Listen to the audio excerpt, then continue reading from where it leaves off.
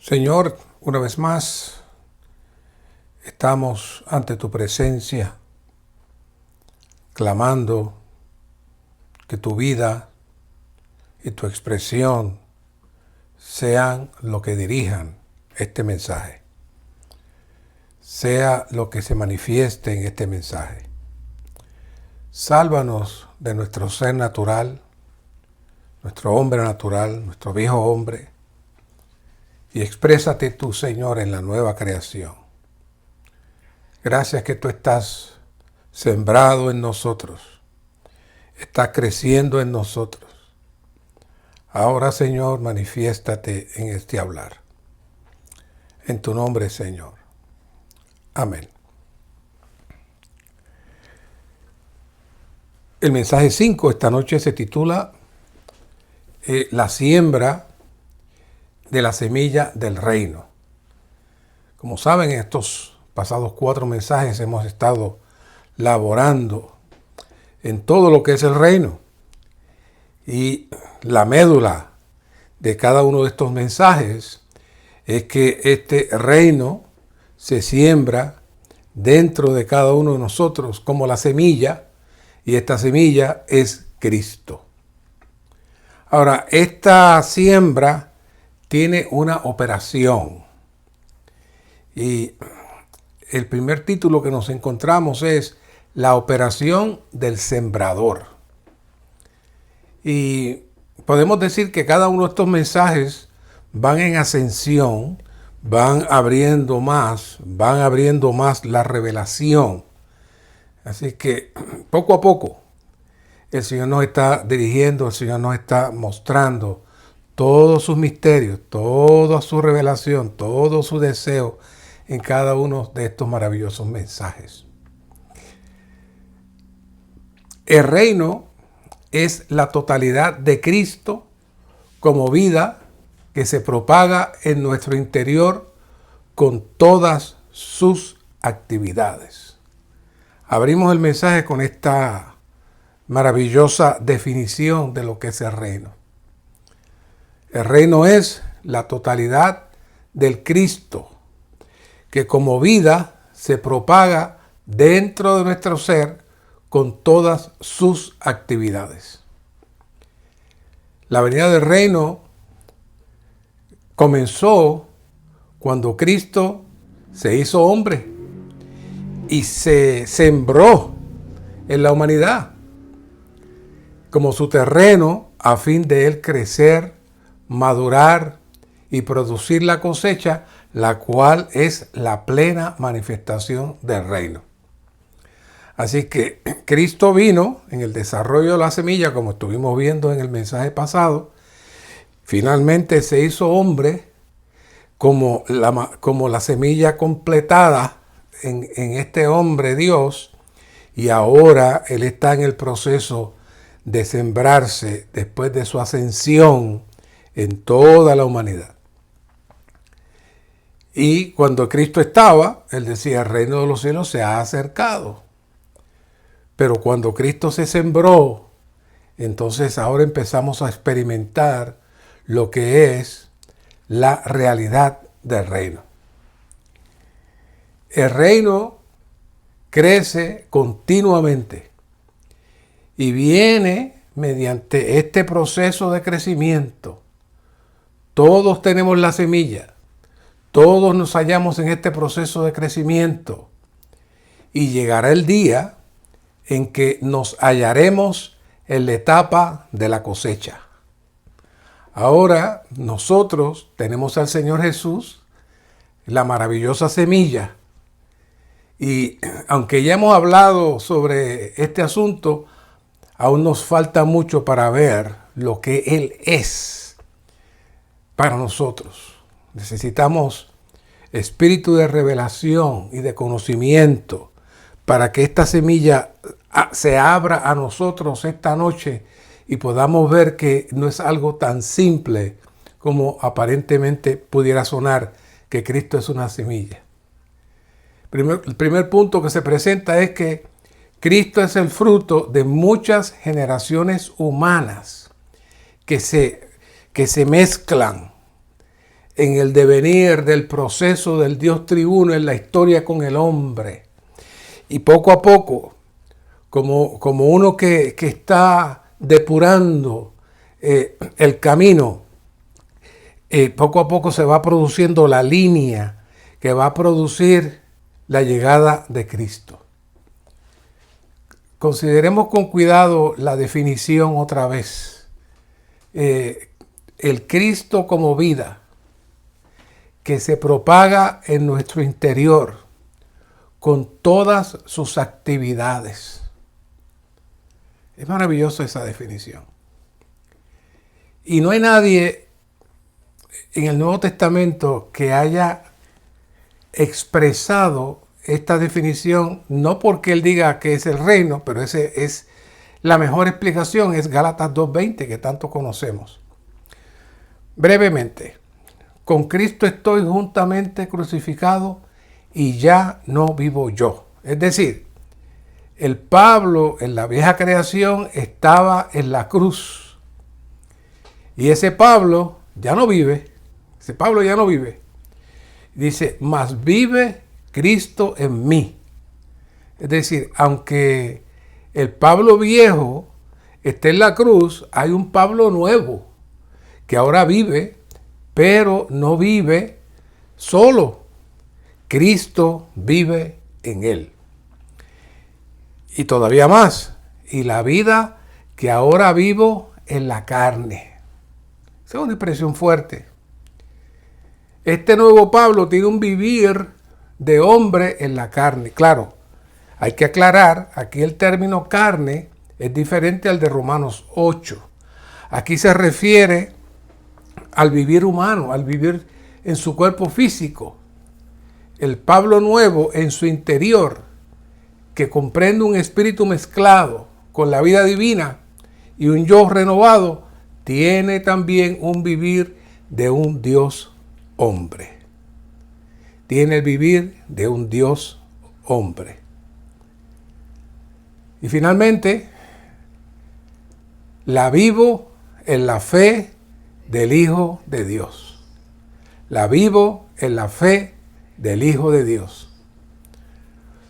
Un vivir de hombre que no expresa los deseos, pensamientos y costumbres de la vieja creación del Pablo viejo, sino del Pablo nuevo en Cristo.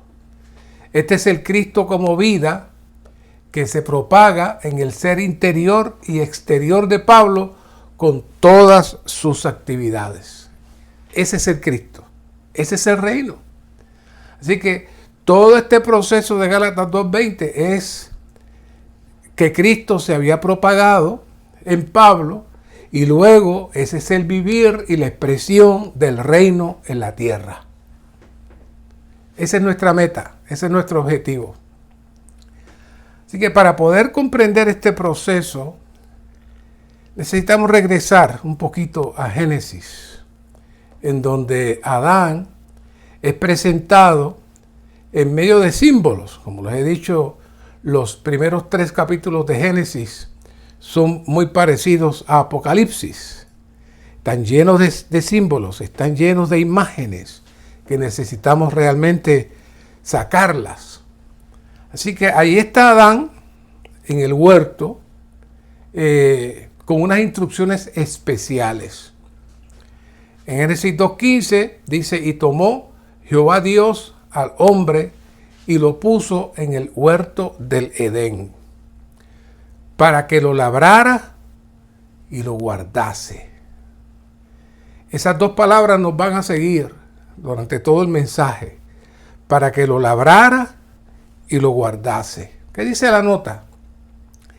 El hombre labraba la tierra a fin de que la vida, especialmente el árbol de vida, creciera para cumplir el primer aspecto del propósito de Dios, que es expresar a Dios en su imagen. Posteriormente, aquí la tierra tipifica el corazón del hombre, donde Cristo, como semilla del árbol de la vida, sería sembrado en el hombre.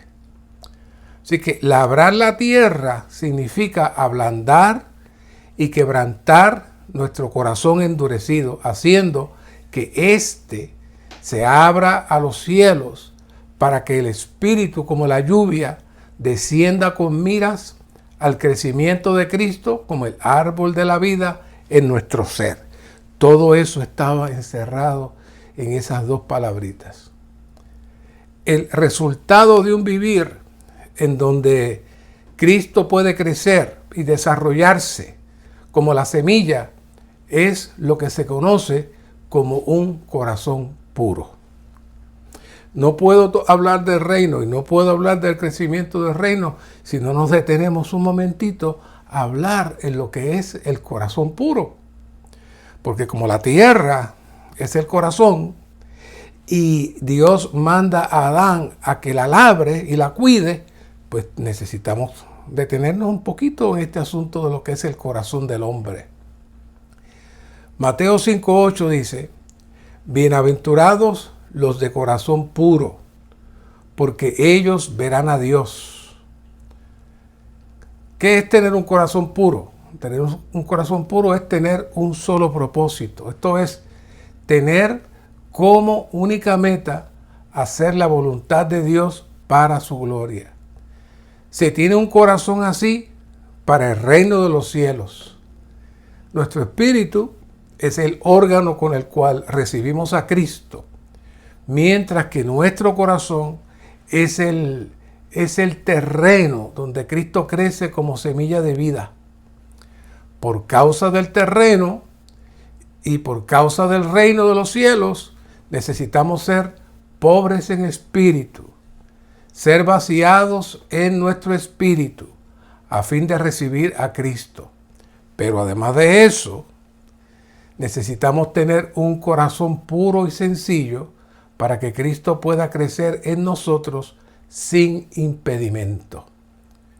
Por eso les traigo una de las representaciones que se traen aquí en Mateo 13.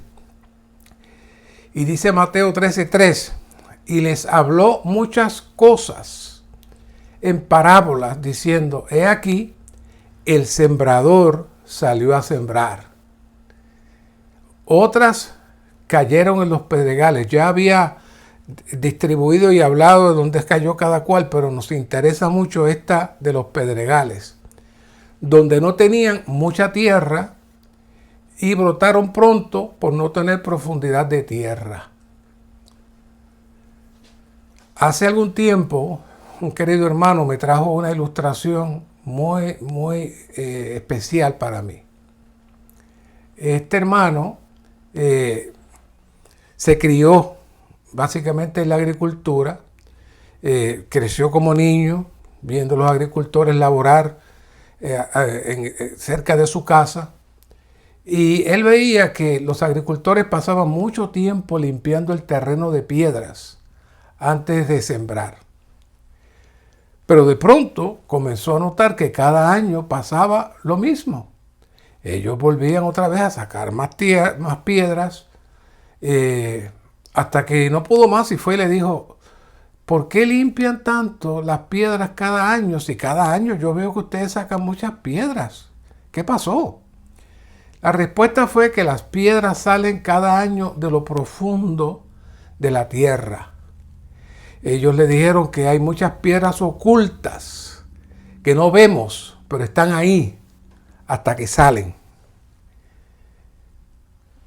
Cuando yo leí esta parábola del sembrador en Mateo 13, siempre la asociaba con la predicación del Evangelio y que estaría relacionada exclusivamente a dónde iba a caer la semilla que predicábamos. Y no es que esté incorrecto, pero cuando el Señor le habla a Adán, le habla de un proceso cuyo objetivo es la siembra y el crecimiento de la semilla, el cual era Cristo como el árbol de la vida. Así que esto no es solamente para los inconversos, sino para todos los que aspiramos a tener a Cristo como nuestro vivir y vida. Y aquí hay una nota con relación a esta parábola. En Mateo 13 dice: los pedregales que no tienen mucha tierra representan el corazón que recibe de modo superficial la palabra del reino. Y oigan esto, exactamente como el agricultor le dijo al hermano cuando era niño. En lo profundo de tal corazón hay piedras, pecados ocultos, deseos personales, egoísmo y autocompasión que impiden que la semilla se arraigue en lo profundo del corazón. Muy profundo esta nota, muy seria. En lo profundo de tal corazón hay piedras, pecados ocultos, deseos personales, egoísmo y autocompasión.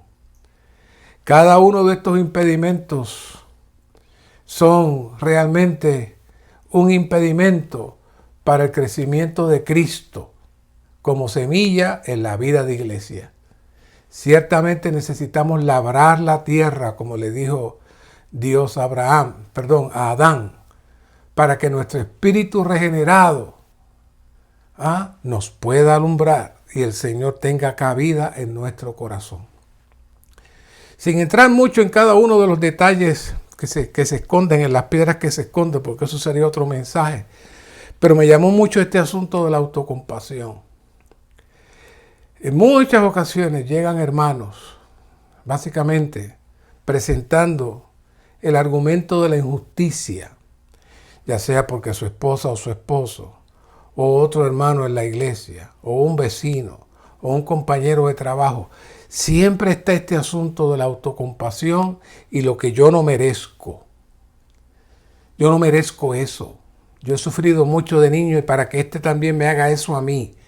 Ese asunto de la autocompasión es una gran piedra que nos hace constantemente estar mirándonos hacia adentro y no tornarnos a nuestro espíritu. Así que el principio de un corazón puro es algo muy serio para Dios. En el Antiguo Testamento, Dios no estaba buscando hombres perfectos, porque todavía no estaba el Espíritu operando en el hombre. Así que, ¿qué estaba buscando Dios? Dios estaba buscando hombres con un corazón apropiado que lo pudieran amar a Él. Por ejemplo, vean estos versículos.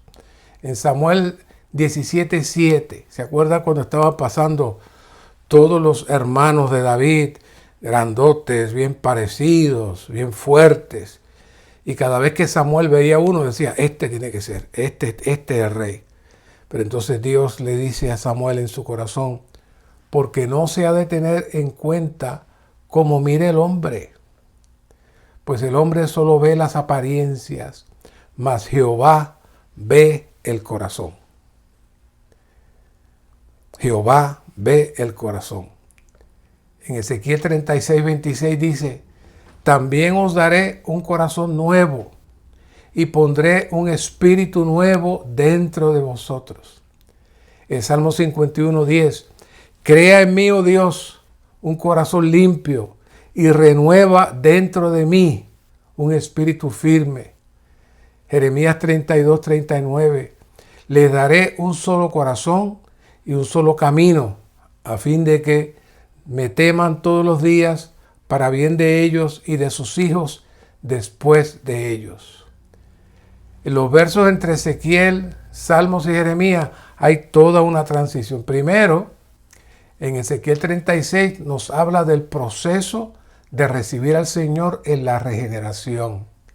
Luego el Salmo 51 nos habla de nuestro ejercicio diario para que el Señor purifique nuestro corazón de las piedras ocultas mediante su espíritu. Y finalmente Jeremías nos presenta la consumación de todo el proceso, culminando con un solo corazón y un solo camino, y ese es el de puro corazón. Está eso ahí desde Jeremías, ¿se imaginan? Así que Jeremías 32:39 nos presenta a nosotros como pueblo escogido por Dios y que necesitamos tener un solo corazón para amar a Dios, buscar a Dios, vivir a Dios y ser constituidos con Dios a fin de poder ser su expresión. Y debemos tomar un solo camino, el propio Dios triuno como la ley interna de vida con su capacidad divina. Este único corazón y único camino constituye ¿qué? La unanimidad, la comunión entre Dios y nosotros, y la comunión entre los hermanos y Dios. Las divisiones son el resultado de tener un corazón que desea alguna otra cosa que no es Cristo mismo y tomar otro camino que no es el propio Cristo. Toda esta carga del corazón puro, entonces la vimos ahí en el Antiguo Testamento y vemos cómo se mueve al Nuevo Testamento. Dios sigue buscando, Dios sigue laborando, Dios sigue buscando limpiar corazones llenos de piedra. Con corazones llenos de piedra, Dios no podrá revelarse a nosotros. Necesitamos orar por un corazón puro para que el Señor se revele a nosotros y nos muestre nuestra condición. Nuevamente, tener un corazón puro es tener un solo propósito. Esto es, tener como única meta hacer la voluntad de Dios para su gloria. Se tiene un corazón así para el reino de los cielos. Es decir, Dios necesita ese corazón para el reino de los cielos. Nuestro espíritu es el órgano con el que recibimos a Cristo, mientras que nuestro corazón es el corazón, es el terreno donde Cristo crece como semilla de vida. Por causa del reino de los cielos, necesitamos ser pobres en espíritu, ser vaciados en nuestro espíritu a fin de recibir a Cristo. Además, debemos tener un corazón puro y sencillo para que Cristo pueda crecer en nosotros sin impedimento. No hay manera para la expansión del reino sin un corazón puro para que Dios se revele a nosotros. Mateo 5:8, bienaventurados los de corazón puro, porque ellos verán a Dios. Todo eso estaba detrás de la exhortación o mandato que Dios le dio a Adán de labrar la tierra. Es decir, mantener el corazón limpio de piedras y de impurezas. Ahora entramos al siguiente punto, que es la predicación del reino. Mateo 1 nos presenta la semilla. El capítulo 2 nos habla de las personas apropiadas para recibir la semilla. Ahora, comenzando con el capítulo 3, se nos muestra de qué manera esta semilla del reino es sembrada.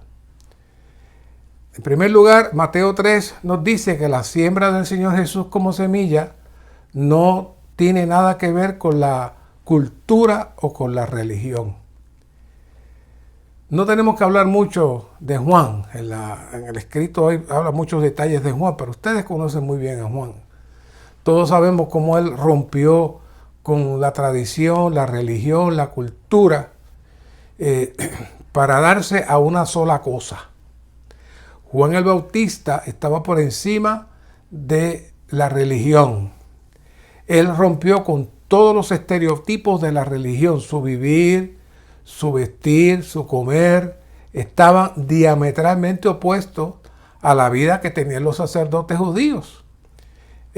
Juan le estuvo mostrando a los fariseos realmente su verdadera realidad.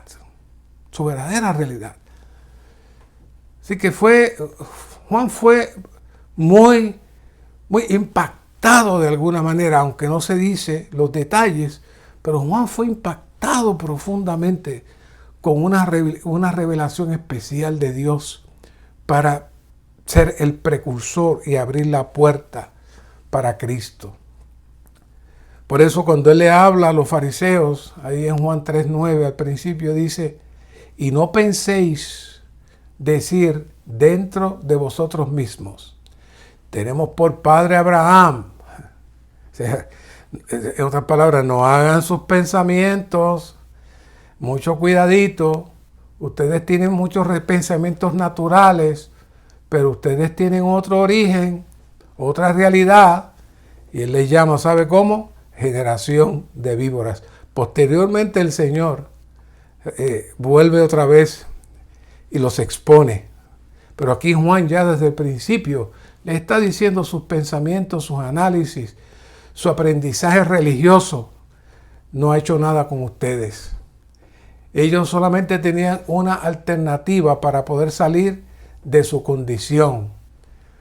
Mateo 3:11, yo os bautizo en agua para arrepentimiento. Recuerden, él no le estaba predicando a gentiles, no le estaba predicando a tribus raras de otros lugares. Él estaba predicando a los judíos.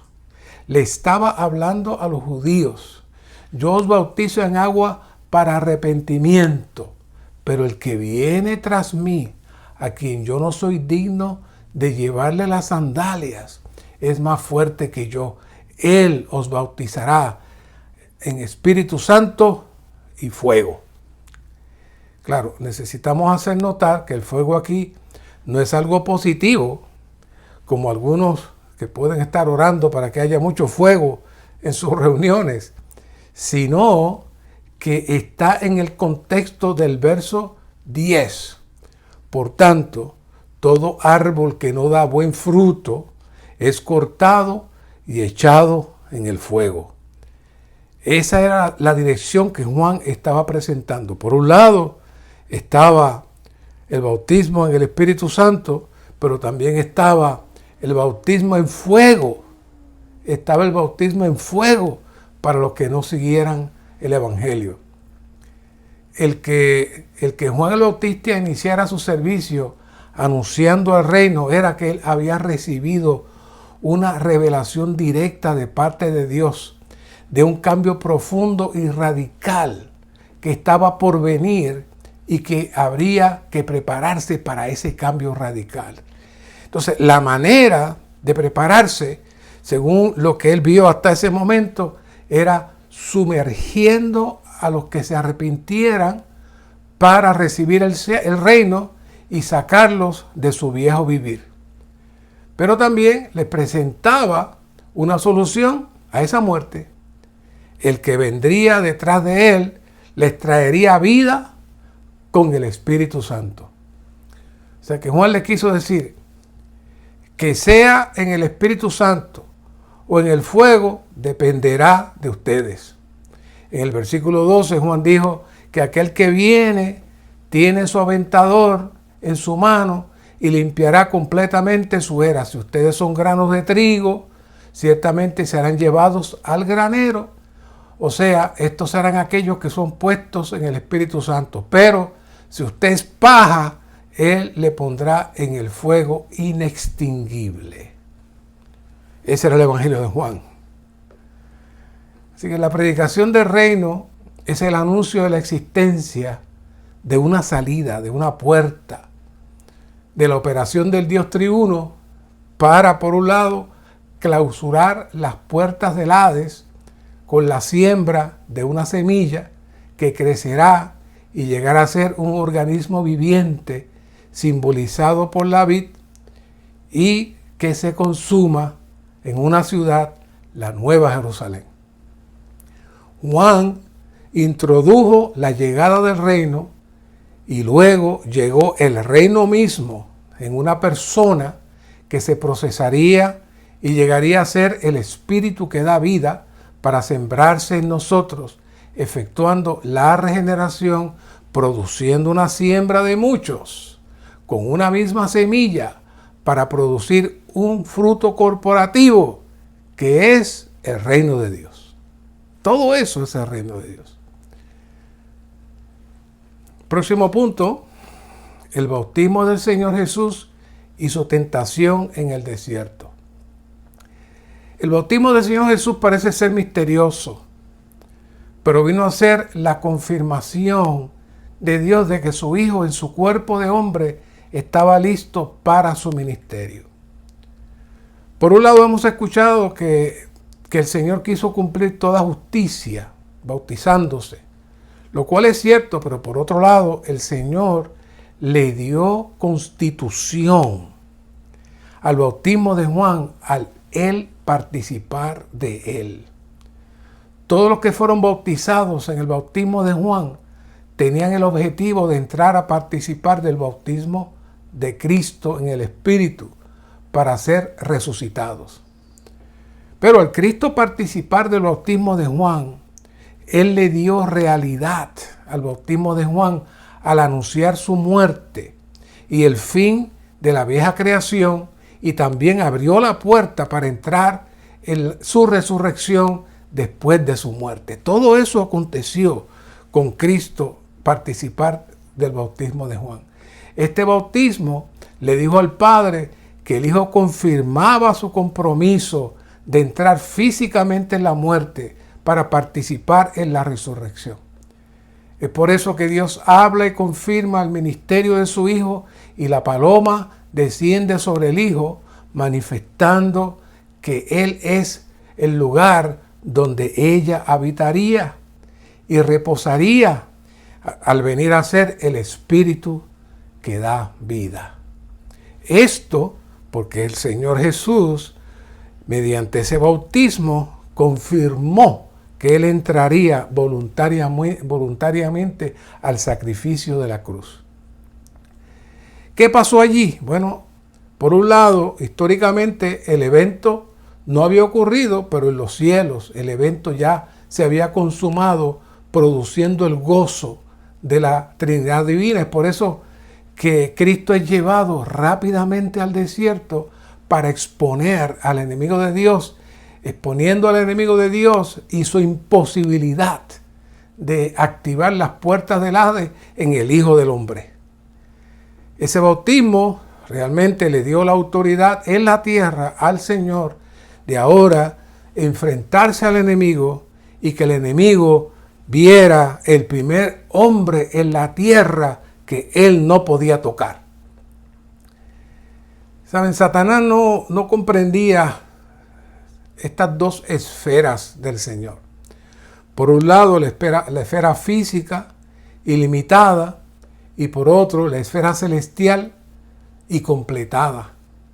Él utilizó viejas estrategias procurando activar la mente y la carne de Cristo, pero fracasó. Los primeros 3 versos están llenos de significado. Veamos. Mateo 4:2. Y después de haber ayunado 40 días y 40 noches, tuvo hambre.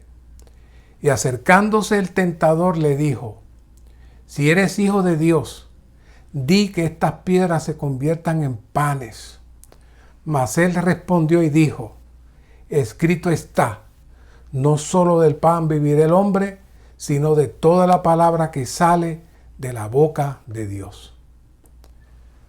La manera de descifrar estos versos lo encontramos en la expresión: no solo de pan vivirá el hombre, sino de toda palabra que sale de la boca de Dios. Esto es una referencia de Deuteronomio 8:2. Vea lo que dice.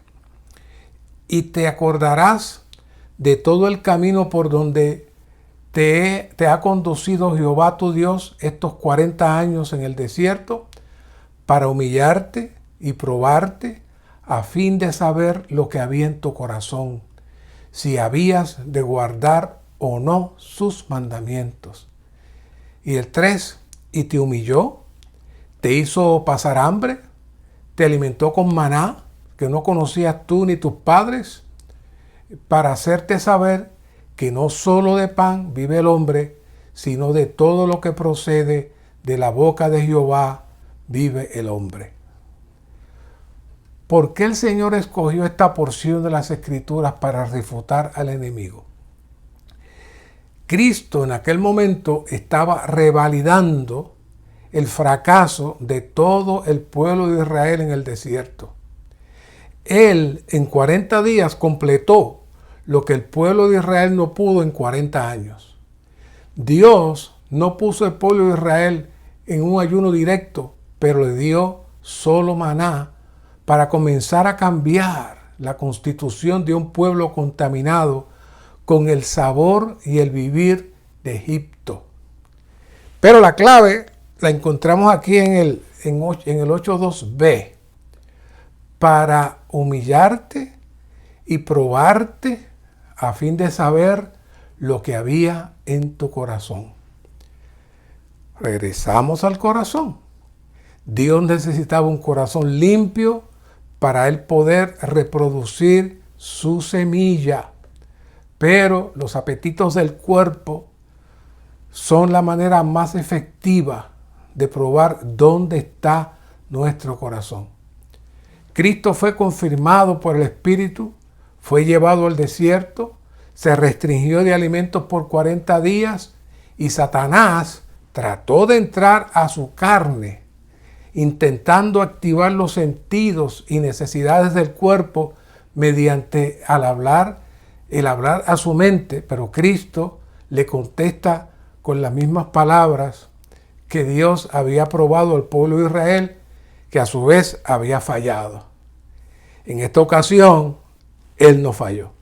Él contestó apropiadamente. Esta prueba que el Señor venció abrió la puerta para traer la realidad del reino mediante su muerte, resurrección, subyugando los apetitos del cuerpo y tomando dominio de las puertas del Hades. Aquí no prevalecieron las puertas del Hades. Aquí vemos la semilla victoriosa que vino como la semilla del reino a fin de ser sembrada en nuestro ser, pero antes de poder sembrarse en nuestro ser, Cristo, como hombre, debía pasar la prueba. Él tenía que derrotar al enemigo directamente, cara a cara. Así es que él se fue al desierto para encontrarse con su enemigo y fue victorioso. El líder de los demonios fue derrotado. El diablo fue vencido, no directamente por Dios, sino por un hombre, por Jesús, el Nazareno. Y entramos aquí ahora a este punto, una gran luz, una gran luz. Que después de el Señor derrotar al enemigo, se fue a Galilea de los gentiles. Mateo 4:16 dice, el pueblo asentado en tinieblas vio gran luz, y los asentados en región y sombra de muerte, luz les amaneció. Desde que comenzamos a hablar del reino, y luego que se nos compartió la aparición del reino cuando el Señor manifiesta el esplendor de la gloria que estaba en él. Cada vez que encontramos la palabra luz en la Biblia, definitivamente tiene otro significado mucho más profundo y mucho más serio.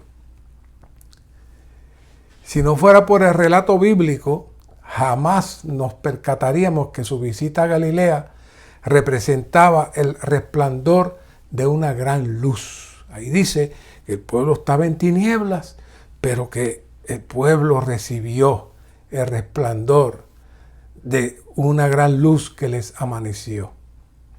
Él fue allí para resplandecer sobre el pueblo asentado en tinieblas. No se trataba simplemente de una predicación externa, sino de un resplandor. Es decir, que el Cristo que se le abrió a los discípulos allí, ahora ese mismo Cristo alumbraba en el corazón de aquellos que tenían el corazón dispuesto a seguirle. Así que no podemos dejar de conectar estos versos, como hablamos, con la aparición de Cristo en Mateo 17:2, donde el Señor se transfiguró delante de los discípulos, resplandeció su sol, su rostro como el sol, y también en Hebreos 1:2, donde dice, donde nos dice que Cristo es el resplandor de la gloria del Padre. Todo eso está escondido en esos versos de esta gran luz que resplandeció en las tinieblas. El resplandor de la gloria de Dios es semejante al resplandor o al brillo de la luz del sol. El Hijo es el resplandor, el brillo de la gloria del Padre. Esto se refiere a la gloria de Dios. Como dice en Hebreos, la impronta de la sustancia de Dios es semejante a la impresión de un sello. El Hijo es la expresión de lo que Dios es. Esto se refiere a la sustancia de Dios. Y eso es lo que el Señor manifiesta como la gran luz en las tinieblas. 2 Corintios 4:18 nos afina aún más en este misterio. Dice, por cuanto no miramos nosotros las cosas que se ven, sino las que no se ven, pues las cosas que se ven son temporales, pero las que no se ven son eternas. Es decir, este Cristo maravilloso sigue alumbrando para todos los que tienen los sentidos afinados para recibir esta luz. Cuando Cristo llegó a Galilea, dice que era un pueblo asentado en tinieblas, que vio una gran luz. No se trataba simplemente de una predicación, sino de un resplandor. ¿Por qué aquellos jóvenes pescadores siguieron al Señor Jesús cuando todo lo que Él les dijo fue, venid en pos de mí? Él no predicó mucho. A Pedro y a Andrés simplemente les dijo, venid en pos de mí, y ellos le siguieron. El Señor Jesús, el Nazareno, les decía a las personas que le siguieran, y las personas lo seguían. Pedro y Andrés dejaron sus barcas y el mar. Jacobo y Juan dejaron sus redes, e incluso su padre. ¿Por qué la gente abandonaba todo para seguirle? Debido a que el Señor Jesús era una gran luz que resplandecía sobre ellos.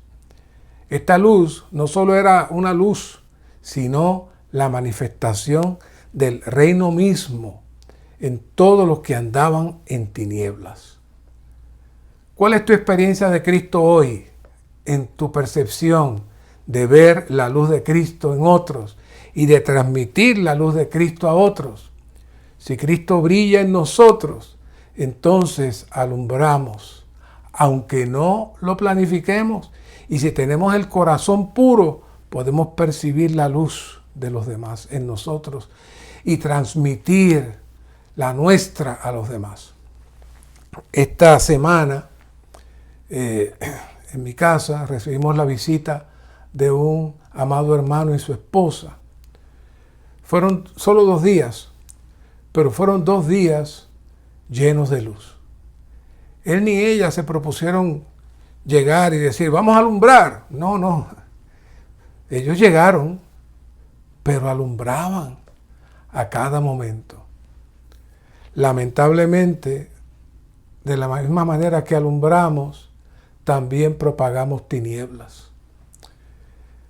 Aquellos que estamos en responsabilidad, recibimos el hablar muchas veces de hermanos que sin ellos saberlo, traen tinieblas. Sabemos que a veces nos traen que el hermano estaba diciendo esto, el hermano estaba diciendo lo otro. Eso es tiniebla. Solo están expresando su opinión o reclamando su posición de justicia ante la injusticia. Eso es tiniebla. El espíritu de los santos y los que son sensibles se pone incómodo ante tal hablar. Que el Señor nos lleve a expresar a Cristo como nuestra luz para la propagación del reino en medio de las tinieblas. Gracias, Señor, por este mensaje. Alumbra en nosotros. Hoy tú tienes la manera de alumbrar en medio de las tinieblas, a través de tu cuerpo, a través de tu expresión. Quita las piedras, quita las piedras. Oh, quita los impedimentos que no dejamos que tú crezcas y mucho menos dejamos que tú alumbres. Llénanos cada vez más de ti y permite que tú puedas ser expresado en cada cosa que hagamos y en cada momento de lo que compartimos con otros, que tu luz pueda salir. Gracias, Señor. Amén.